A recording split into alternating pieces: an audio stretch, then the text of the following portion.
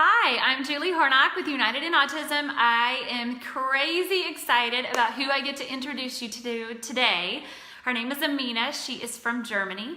She was originally from Kenya and moved to Germany to get services for her son with autism. She has 4 boys. Hi, Amina. I see you on there. I'm going to try and pull you on. I can see you, so let's see if I can pull you on. It looks like an invitation coming up. Just make sure your phone is horizontal and we'll get you pulled. Oh, it worked. Yay. Hi. I'm so happy to see you on this site. Welcome. Hi. It's finally decided to work. The power of prayer. I know. Horrible. But wow, I'm not sure you can see me very well, but I'm gonna try to here. Can you see me? Perfectly. Okay. There you go. You look good. So let's start. Can you tell us a little bit about your family? Right. Oh my God, it's working. I can't believe it. Right. Okay.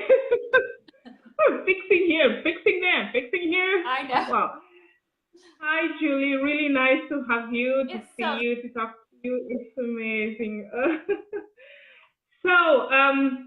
My name is Amina Athman. I live in Germany, although I originally come from Kenya. I'm a Kenyan girl from Nairobi, and I have 4 boys, thank God. 4 beautiful boys, 2 of which are men right now. And my son is Ahmed, and he has autism. And he's 15, right? He's 15. Yeah, he's a teenager right now. You know, all the glory that comes with teenage. Yes, I do. My daughter is also 15, so we have that in common, and it's like an enjoyable age, but it's also kind of a tough one. So the social stuff is tough. Yeah. True. Can you tell us a bit? So you are from Kenya, and what was your son diagnosed in Kenya? Tell us a little bit about how he got diagnosed. Oh my God, Julie. So, it's gonna be a long journey. So my son got his diagnosis when he was about 3.5, almost 4. And it was horrible. You know, I don't even know where to start from, Julie. You know how it is when you're pregnant, and you can almost tell that there's something wrong with your pregnancy. You can tell there's something wrong with your baby, and you really can't explain what it is. Because you see, Ahmed wasn't my first pregnancy, so thank God I had some experience, 2 other boys. But he was the kind of kid that would really kick in the tummy. He was a hyperactive child from the time he was in my tummy. I was doing football kicks and everything in my tummy, and you just had a feeling it was a very difficult pregnancy. And when he was born, he was just different. He didn't want to suckle, he didn't want to be nursed. He stopped nursing at 6 months, which was pretty unusual considering my other boys, his brothers went almost up to 3 years breastfeeding. So, and he had issues sleeping, all those things that you can't really tell. You can't put a finger on anything, but you know there's something wrong. And I would go to the doctors almost on a weekly basis and complain about this and complain about that. And the doctor would say, of course, do the test, and they would say, some kids are different, and unfortunately yours happens to be a little bit different in the sense that, I can't really explain what's going on, woman, but just accept that your child is fine, Right. And yeah. And so it was a lot of ups and downs, and putting up with a lot of stuff that I couldn't explain myself. Up until, and he had a lot of infections. Ear infections, throat infections, and that would bring us to the hospital like almost twice in a month as inpatients. Yeah. It was so bad that at some point I was kind of like a member of the hospital staff. Everybody knew me. Oh, you're back. Oh, hi, you're back. Okay. So I knew everybody, the doctors, the nurses, the cleaners, they were like my friends, Yeah. because we were constantly there. Yeah.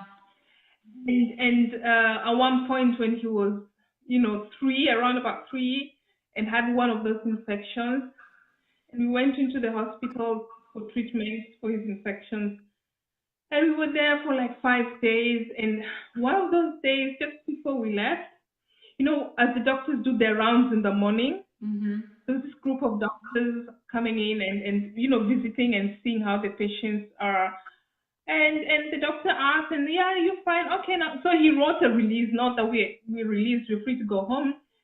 And as they finished their rounds, one female doctor came back, who was in the group, came back, and she talked to me on a very personal level I will never forget.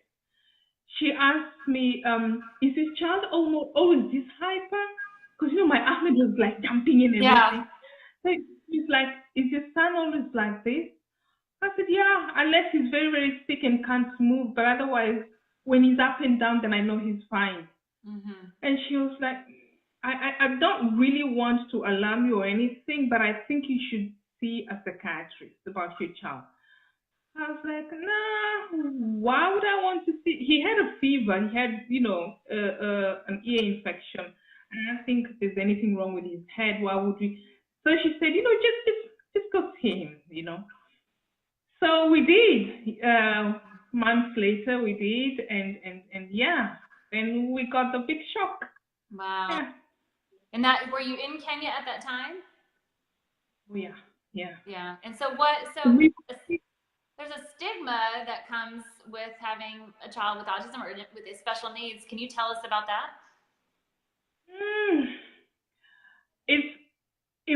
See, Ahmed is now 15. Mm-hmm. The situation in Africa is slowly but surely improving, but way back, 15 years ago, 10 years ago, it was horrible. Mm-hmm. I mean, anything that it's almost everywhere in the world that when you can't understand something, when you can't explain something, you try to figure out some sort of explanation to make it sit right in your head and in your heart. Right. So in most African cultures, the thing is, if you're not sick, medically sick, that the doctors can say you either have malaria or you have this or you have that, but you appear to be sick, then you must be possessed by some devil. Yeah. There must be some evil spirit going on, because if you are sick in the usual sense, the normal sense, then the doctors will handle you. They give you something, right, a pain or a tablet or a jab. But if there's no medicine, that means that there is no medical explanation for it. Then the only other explanation is the devil and the spirit. So we really faced quite a lot of that. We faced quite a lot of. Nobody wanted to be around us. I lost friends. I lost quite a number of friends. And I don't blame them really, because maybe I would have reacted the same if you came in with your daughter and I didn't have. I don't blame anybody because they didn't have any awareness about autism. I didn't know anything about autism. Okay, Julie, I come from the capital city of Nairobi. I went to school. I went to college. Mm-hmm. I was working for Vodafone as a telecommunications technician. So I would want to believe myself as some uneducated person. Right. Okay. Yeah. So if people who considered themselves educated had no idea about autism, how about the village human? So you really wouldn't blame anybody to try and put some explanation behind evil spirits or not. So that's what we face. Yeah, well, I think I've never heard it quite explained like that, and I think it's kind of eye-opening. And also your attitude of, I feel like I was kind of the same way, where I wasn't very understanding or compassionate, knowing what to say to special needs families. And I think if it hadn't happened to me, I might still have reacted a different way than I do now. And it's all learning experience. You've learned and I've learned, and it hasn't been easy, but it definitely makes us more compassionate. And then it really opens my eyes, even in the area of mental health. it opens my eyes to kindness towards those that I don't understand. And I just want to say, okay, you know what? I don't get this, and it's okay that I don't understand, but I can still show compassion and kindness. So then your son was diagnosed and you moved to Germany. Tell me about that. It's funny you should mention about that understanding bit because I remember when I was in college, I used to love studying, okay? It just was a thing that I used to love reading, studying for my exams, just studying. So I remember back then when I was still in college, one of my sisters had a child and her child would cry, oh my God, and he would get so much on my nerves. There was nothing really wrong with him. He was just a crybaby, just a cry. And he would get on my nerves. And I remember telling my mom, I used to come, my sister make her kid shut up. He always cries. If I had a child that would cry like that, I would send them out the whole day. I did the same thing. We had a family live with us for I can't remember, 6 weeks or something. And her daughter whined all the time. And I was like, I will never let my kid whine like that, and it's just so funny because here then I had it a million times worse. And I'm like, everybody needs to understand. Yeah, I think you and I are the same in that because I know. And when I was having troubles with my son, with my Ahmed, my mama, in a jokingly way, she'd be like, should we send him outside now the whole day? Should we do that? Oh, it's so that's how it was. It was really difficult, Julie. It was really difficult because I didn't know what my son was suffering from. I knew there was something wrong with him. I couldn't explain it. And see, the thing is, it's horrible when you know that there's something wrong with your child and you can't explain it and you constantly cry about it. And everybody keeps telling you your child is fine, have patience. And you go to the doctors and they keep telling you your child is fine. At some point you start questioning your senses. Yes. You start asking, am I the only one who's saying this? Am I going mad? Is it me who has the problem and not my child? And so that's how it was, because everybody would say, give him time, boys are different. There was no explanation for that, but I knew there was something wrong with my child. And I was working full-time, as a full-time, working mom, employed, and my son wouldn't sleep in the night.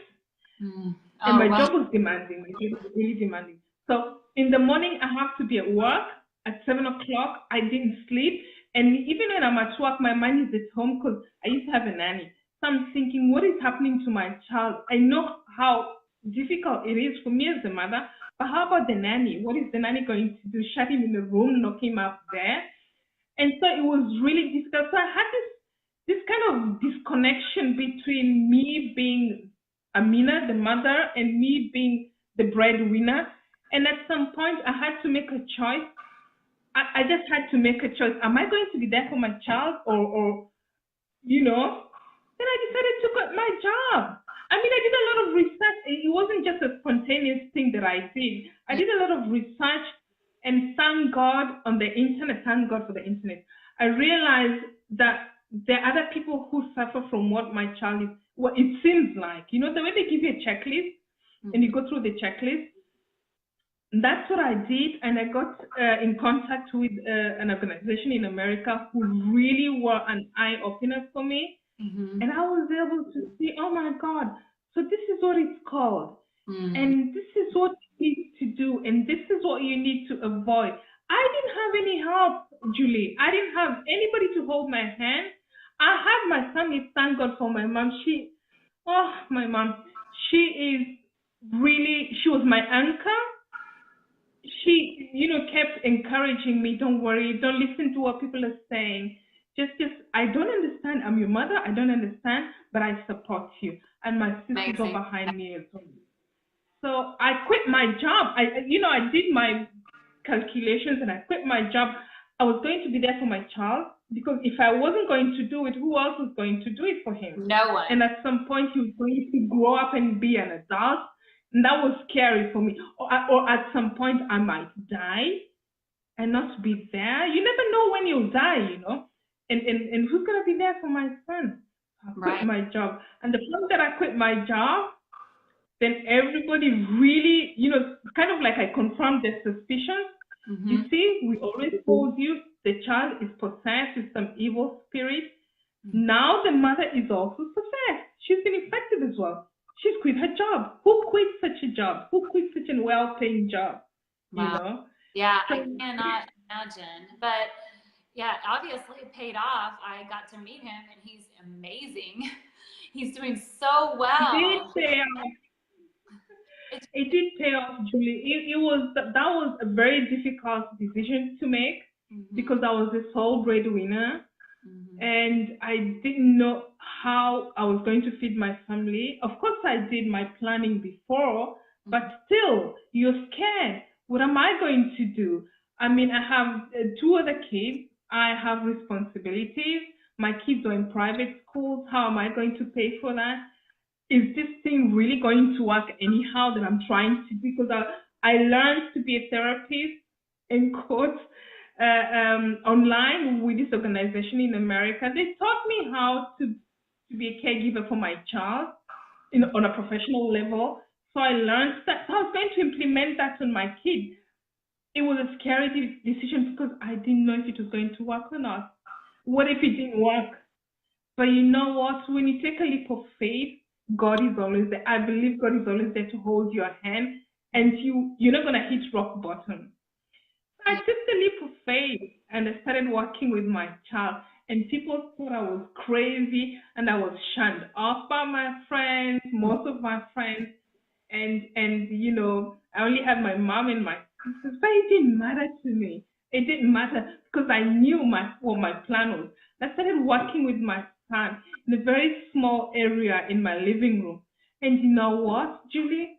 It only took us about 6 months or so, and my son spoke his very first word. Wow, that's incredible. And I think it does, like, you had all of these obstacles against you and the whole world, except for your mom, felt like it was against you. And I do think one of the things, there's several things that is beautiful about autism. And one of them is that it gives us, I feel like it brings humanity and shows it at its best and its worst. And your best came out where you just really dug deep and dug in strong, and it didn't matter what was in your way, you were going to do it because it's for your son. And that's incredible. I love your strength. I can see it. It's so evident, and your love for your kids is so evident. And I think that's something that brings us together as autism moms, that is our main fight. And you and I talked a little bit about this earlier, but I love the other great thing about autism is that we get to meet people we would not have anything in common with normally. Like, you're living in Germany, you're a Muslim woman, I'm in America, in Texas, a Christian woman. We look different, we have totally different lives, except that the core of our family is the same. And I love that we get to talk and I get to know you because I feel such a kindred spirit with you. And I think it's the beautiful thing that autism can bring us together. And if we look more at what we have in common as a world than what we have different, I think peace is possible. So I love.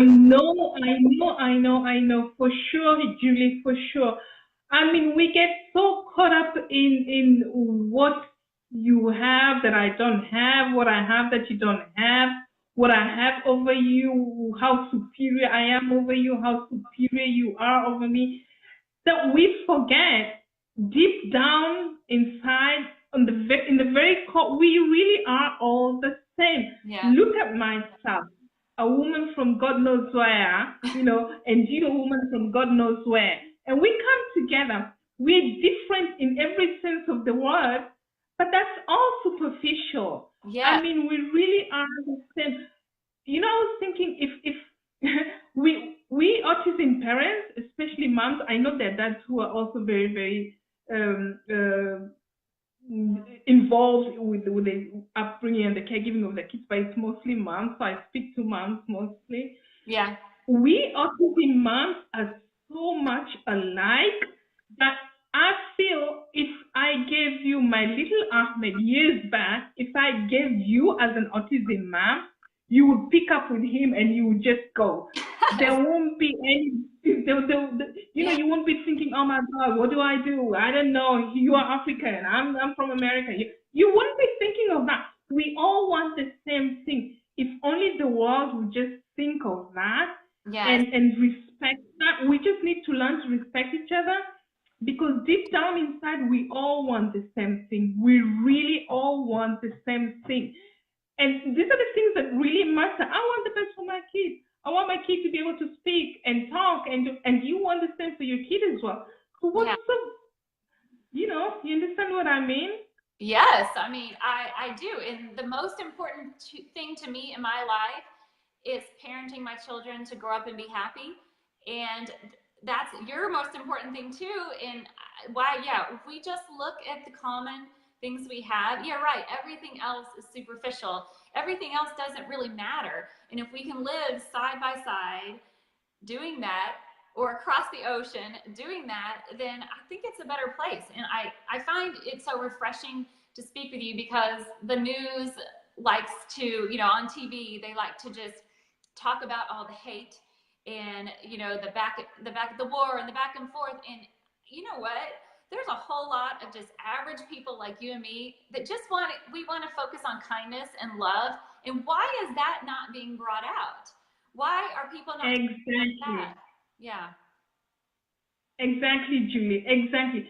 See, unfortunately, the people who appear to be the loudest are just a small minority. They're the ones who are Yes. screaming, enmity and trying to make the world look so ugly. The rest of us here, we might not be as loud, but I'm sure we're the majority. There's a lot of love in this world. There is a lot. Unfortunately, nobody ever gets to hear about this, but there's a lot of love in this world. If you and I, like you pointed out quite correctly, a Muslim woman from Kenya living in Germany and a Christian woman in America, when we met online, we didn't stop to ask each other, so what do you believe in? No. What do you do? What do you pray to?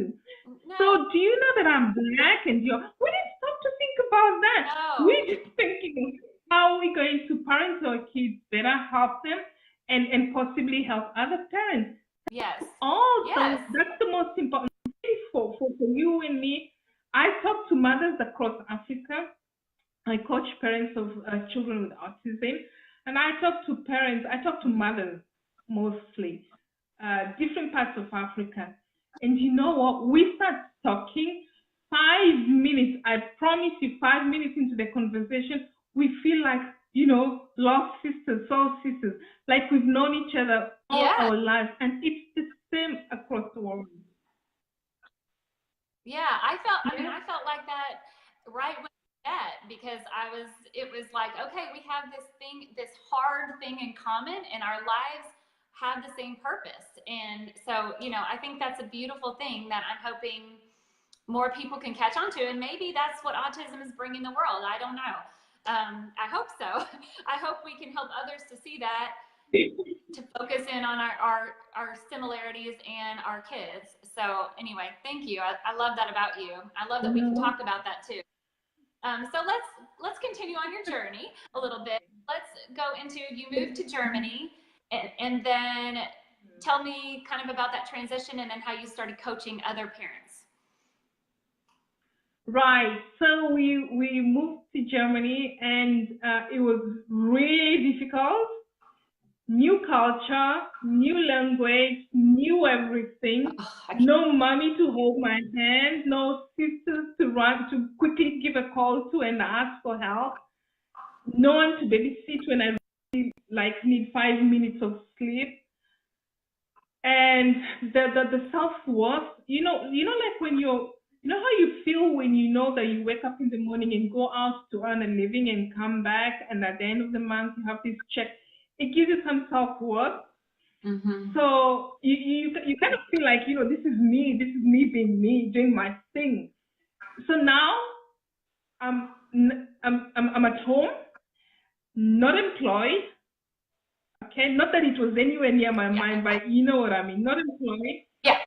Yeah. Apart from the savings that I brought with me, and I totally different culture. It was difficult for me and Ahmad's brother because I came over with his brother. It was difficult for him as well. So that was the one part, and then the other part obviously was that was Ahmed, and then trying to put my feet on the ground and knowing where to start and how to start. And the people here don't speak English. Right. And even the ones who understand a little bit of English are so insecure about their English that they prefer to speak their language. Right. So that was also the language barrier, the cultural barrier, everything. It was horrible. I remember I went through this phase of constant crying because of anything and everything. I would cry because the sun is not coming up today. Yeah. I would cry because my mom is not here. I would cry because Ahmed is crying. I mean, it was a horrible period. And you just have to go through that. I remember when we came in, let me give you a funny story. I remember when we came in, the flight that we took was an 8-hour flight to Frankfurt. And by the time we came, as you can imagine, Ahmed was completely exhausted. So, at the border, as you have to queue to come in, my boy was so tired, he threw a huge tantrum. Oh. And nobody would excuse us because everybody would turn and look at me and think, "Oh my God, you African woman or whatever." So he threw a huge tantrum. He cried for almost a full hour nonstop. Oh. And finally, when we got to the counter, the policeman behind the counter tells me in his not so broken English, he told me, "Please speak to your child in Afrikaner and tell him to be quiet." Oh. I said, "You know what? Yeah, I should have thought of that. Yeah. I will tell him in Afrikaner to be quiet." Like if you could just tell him and it would just happen. Come on. Yeah. Love that. So it wasn't easy, but with time we got used to I got used to the system, and we picked it up from there. But we got easily accepted into our community. This is a small town, and we easily got accepted. There were no biases, at least none that I faced directly. And Ahmed started school, special school. It took a while because I would fight a lot with the teachers because they kept insisting I should medicate my son, and I would say no, he's not going to be medicated. We can do this without medication. Medication would just make him sit there like a quiet boy and then nothing. And the teachers would want to have things a little bit easier, so medicate your child. And I would say no medication, and then there would be this to and fro and constant fighting over notes, teacher notes, parent notes. But after a while, they just accepted that this African woman won't listen to logic. So let's just work with her child the way he is without medication. And with time, they accepted us as we are. And it's been fantastic ever since. Really, really fantastic. Yeah. I really, really thank God for it's a fantastic community. The teachers are fantastic. I mean, we've got a very tight relationship. I've got a very tight relationship with them, and it's amazing. Yeah, well, I mean, that's wonderful. So when did you start helping other parents? Because you do a lot. First of all, you have a book, Breakthrough Autism, which I'm going to put the link to down here when we're done, that helps other parents help their own child. And so tell us a little bit about that. Yeah, so I didn't set out to help other parents. I couldn't even help myself at the beginning. So obviously my concentration was with my son, and you put your all in it. I did a lot of workshops. I attended workshops here in Germany, and I would do online training as well for myself, just so I know. See, what I always tell other parents is try to educate yourself as much as possible. So Mhm. I went to, attended a lot of workshops, did online training, and then would practice with my child. And I would talk to the school. Like I said, I have a very tight relationship with them. I would find out what it is that they're doing in school that's working for my child, and I would, continue this connection at home. So the transition, school home transition, trying to make it as seamless as possible. Yeah. And it took a while, and about 2014, yeah. I was thinking about actually 2012, if I remember well. Yes, Okay. 2012. I started thinking, my son is doing very well, thank God. He's speaking now. He was then in the school swimming team. He Hmm. was in the football team. He was in the table tennis team. He Wow. was in almost all kinds of sports Impressive. because he's very energetic. Yeah. Yeah, and he swims very well, by the way, if I may Yeah. say so myself.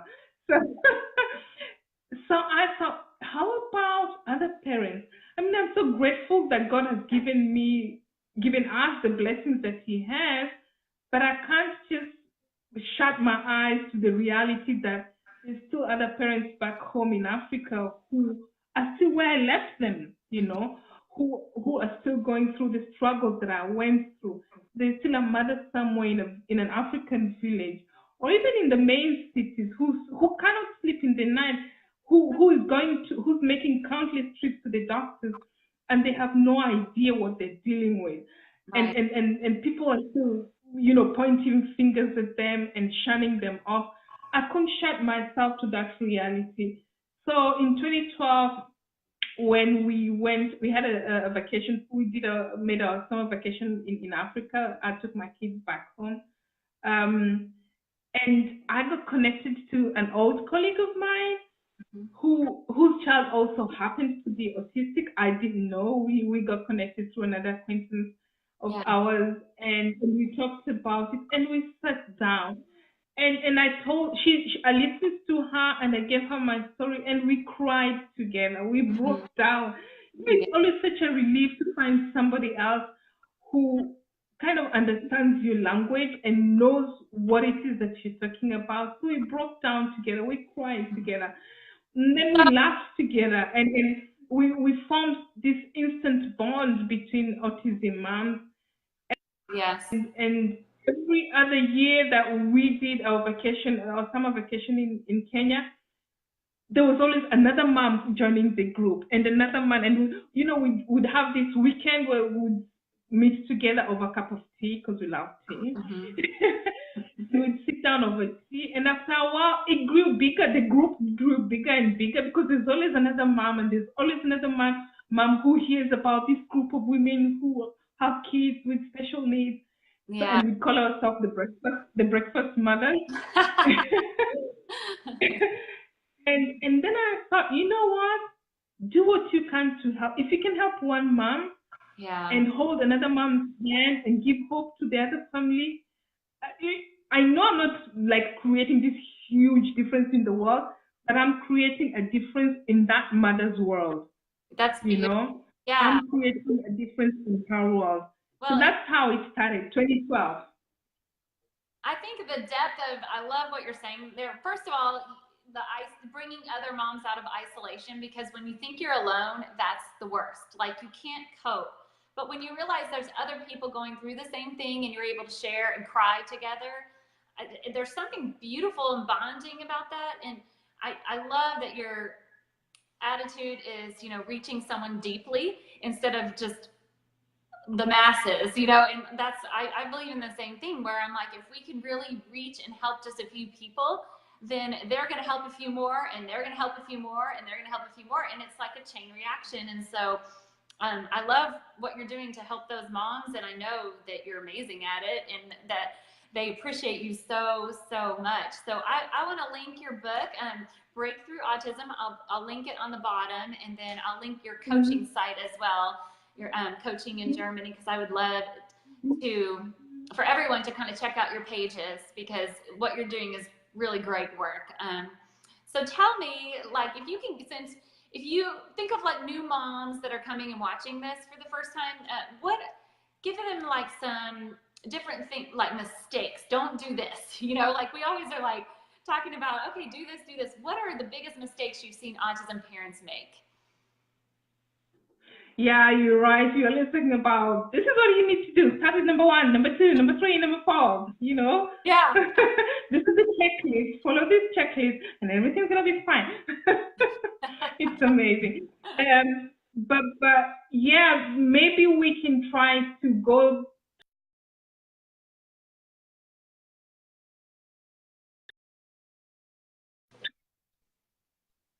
I help parents with kids with autism have this connection with their child, help them be able, as a result of my coaching with them, they're able to have this connection with their children that they never had before. They're able to understand their children. They're able to see the world through their children. They're able to, verbal or non-verbal, it doesn't really matter. As a result of my coaching, they're able to connect and they're able to feel like they can do it, because mostly that's what you need as a mother. You need to have the resilience in you. You need to have the hope and the patience. And on top of it, and the skill. I'm sorry. Yeah, keep adding the skills in your toolkit. Keep adding the skills in your toolkit. So this is what I would advise parents maybe not to do. And no goes on. Do not lose hope. Okay, let's start from there. Never lose hope. No matter how dire the situation is, you're not alone. There's millions of us out here. They're all over the world. Yeah. Yeah. So yeah, don't lose hope, because you will find someone that can help you and that can really, that will understand you and that will guide you. All you have to do is keep looking. And I actually, for my book, I interviewed someone in Germany, and her name was Maria, and her son is now 42, and she was losing hope because she couldn't find one other person. So this was before the internet, and she put different ads in the newspaper trying to find parents that were like her, you know, that had kids with autism. They barely knew what it was back then. And so, yeah, don't give up hope. If she can do it back then, we can find somebody now that will help us. And so I think that's beautiful advice for sure. And I love that you talk about the connection, because as much as my kid, whenever she was diagnosed, couldn't speak and couldn't do anything, the thing that hurt the worst as a mother was the fact that I didn't feel connected to her. You know, so I love that you're teaching other families to do that. Yes, as a parent, that kills you. It kills you not to be able to understand your own child, doesn't it? It kills you to see your child crying and screaming in pain, and there's nothing you can do because you don't know what's going on. You want to help, but you don't know. As a result of my coaching, I really do my best. I'm not a doctor. I'm not a trained behavioral therapist or anything, but I always say the first-hand experience that you gain as a parent, obviously the professional beats anything. So do not give up hope just because you are not a doctor. You get to be a doctor. You get to be your own child's doctor, so to speak, because you know your child better than anybody can ever know them. So reach out. Never feel like you're alone. Never feel like it's too much. If God gave it to you, He gave you the tools as well. You just need to reach deep inside yourself to pull the strength out. If you don't know how to, ask for help. And if you don't know where to start, just stretch out your hand. If you're a parent with a kid with autism, be comfortable with the fact that you always have to ask for help. Yes. You always have to. And when it's given to you, you learn to accept it. Yes. So you figure out a way to live with it and then to move forward. And sometimes it takes longer for you than someone else, but you'll still get there. And so yeah, that's beautiful encouragement, and I know the moms will appreciate that so much. So I have loved talking to you. I hope that you and I can do this again. I feel like we have so much more to talk about, but we're going to end it for now. I want to thank you so much for your time, for putting up with the technical issues, and just for being who you are, because you're just a beautiful soul, and I just love it. So. Thank you so much, Julie, for having me. I really look forward to your new book. I can't wait to read it. I'm so excited about that. Thank you so much. It's forums like this that help destigmatize autism. It's forums like this that give hope to other parents. It's forums like this that show other parents that if I could do it, if Julie could do it, you can do it as well. So Thank you very much. Thank you. I'm sure we'll have such forums in the future. Okay, sounds good. Have a wonderful afternoon. Talk to you soon. Bye. Thank you, Julie. Bye-bye.